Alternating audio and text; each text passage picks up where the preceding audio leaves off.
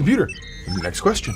Why does Star Trek have a med bay? Seems that if the transporter breaks you down and rebuilds you on the surface of a planet, it could save a healthy template of you and just roll you back to a previous version if you're injured. Well, that's terrifying. Okay. So there was an episode with Dr. Julian Bashir where he had to hold some people's patterns into the buffer. Now, a lot of people want to kind of compare this to the episode with Scotty. Well, Scotty was able to do it, blah, blah, blah. Scotty tapped. The ship had crashed on the outside of the Dyson sphere, or on the Dyson sphere. He hotwired the ship to the Dyson sphere's power source, which was, in essence, a controlled star. Okay, an artificial star.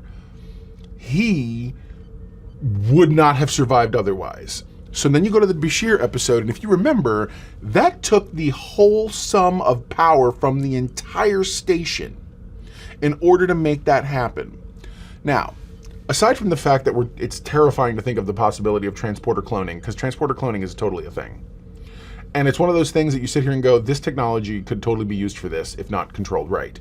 And the fact that nobody in the galaxy uses transporter technology like this to essentially create unlimited soldiers. Like if you were to have a culture where you said, okay, all of you, we're going to base you could have created the clones from Clone Wars, literally been like, all right, we're going to take a pattern of you, Jango Fett, and we're going to put you, and we're going to transport you, and then we're just going to keep generating it. You mentally know this is going to happen, so each of your clones coming out will know this too.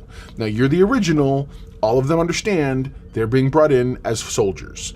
They can live, they can whatever else, but they're soldiers. And you're like, okay, and that's it. And then just zoom, zoom, zoom, zoom, cranking out Jango Fett soldiers.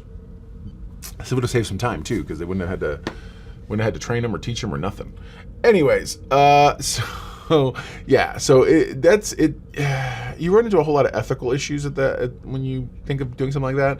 Because think about this also: why aren't you transporting somebody for the sake of harvesting their organs? If you have not harvesting like for profit, but I mean like I have cancer or I have something that's completely you can't fix it. So then what we do? Just keep cloning you? Ugh, I don't know. It's weird. It feels weird. Anyway.